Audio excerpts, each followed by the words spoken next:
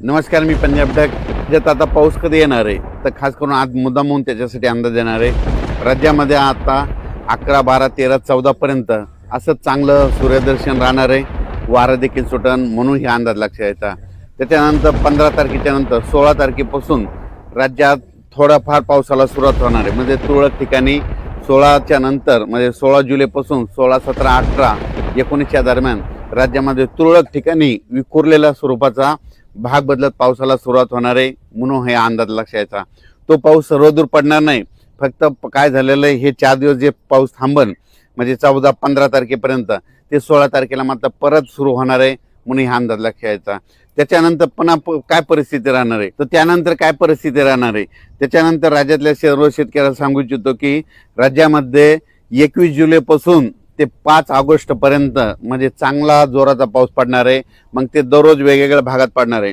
मग 21 जुलैच्या नंतर सगळ्यात जास्त जसं मुंबईला पाऊस पडला ना, आता मुंबई, पुणे, नाशिक, आता नंबर आहे विदर्भाचा. आता 14 जिल्ह्याचा नंबर आहे. मग तुम्हाला सांगू इच्छितो 21 जुलै ते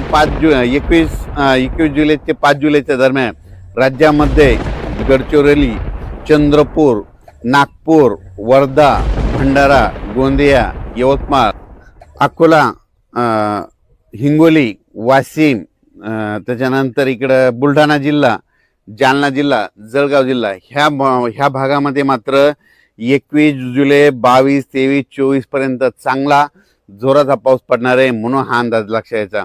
जसं मुंबईकडे पाऊस पडला तसा काय होणार आहे, नागपूरकडं, वर्ध्याकडं, भंडारा, त्याच्यावर चंद्रपूर, यवतमाळ, हिंगोली, अमरावती ह्या पट्ट्यामध्ये काय होणार आहे म्हणजे शेवटच्या आठवड्यात चांगला पाऊस येणार आहे म्हणून हे विदर्भात, पूर्व विदर्भातल्या शेतकऱ्यांनी अंदाज लक्षात घ्यायचा.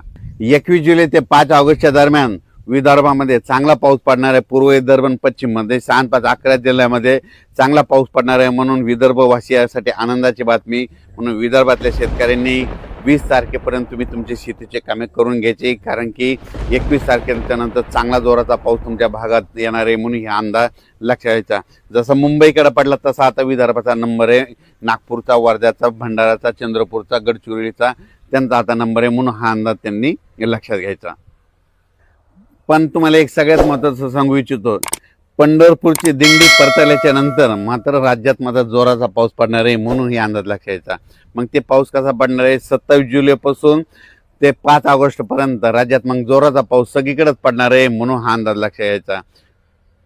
त्याच्यानंतर सांगायचं झालं तर अहिल्यानगर जिल्हा, पुणे जिल्हा, नाशिक जिल्हा तिकडं काय होणार आहे, 21 तारखेच्या नंतर चांगला पावसाला सुरुवात होईल आणि सरी मात्र पुणेकडं तिकडं सुरू होतील म्हणून हा अंदाज लक्षात यायचा. त्याच्यानंतर इकडं सांगली जिल्हा झालं, सोलापूर जिल्हा झालं, लातूर जिल्हा झालं, धाराशिव जिल्हा झालं. जुलैच्या शेवटच्या आठवड्यामध्ये तिकडं पाऊस येणार आहे. तिकडे सध्या तरी असा मोठा पाऊस तिकडल्या भागात नाही म्हणून लातूर जिल्हा, त्याच्यानंतर धाराशिव जिल्हा, सोलापूर जिल्हा, सांगली जिल्हा ह्या भागातील शेतकऱ्यांनी, बीड जिल्ह्याचा काही भागातील शेतकऱ्यांनी लक्षात यायचा. आता हे जे पाऊस येणार आहे म्हणजे आता 21 जुलैपासून जे जास्त पाऊस फक्त आता पूर्व विदर्भ आणि पश्चिम म्हणजे 14 जिल्ह्यामध्ये जास्त पडणार आहे म्हणून हा अंदाज लक्षात यायचा. त्याच्यानंतर यात्रा परतल्याच्या नंतर मात्र महाराष्ट्रामध्ये सगळीकडे जोराचा पाऊस पडणार आहे म्हणून हा अंदाज लक्षात यायचा. म्हणजे 27 जुलैच्या नंतर राज्यात मग 27 जुलै ते 5 ऑगस्टच्या दरम्यान मग राज्यात सगळीकडे जोराचा पाऊस राहील म्हणून हा अंदाज लक्षात घ्यायचा. तसेच काही जिल्ह्यामध्ये आणखीन अद्यापही काही भागात पाऊस झाला नाही. त्याच्यामध्ये नंदुरबार जिल्हा एक आहे, सोलापूर जिल्हा एक आहे, लातूर जिल्ह्याचा काही भाग आहे, धाराशिव जिल्ह्याचा भाग आहे, बीड जिल्ह्याचा काही भाग आहे, नांदेडचा काही भाग आहे, सांगलीचा काही भाग आहे.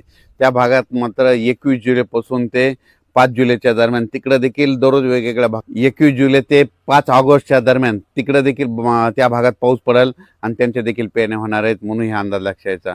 नंदुरबार जिल्ह्यात देखील आता ह्या 15-16च्या दरम्यान म्हणजे 16-17च्या दरम्यान नंदुरबार जिल्ह्यात देखील पावसाला सुरुवात होणार आहे म्हणून ह्या नंदुरबार जिल्ह्यासाठी आनंदाची बातमी.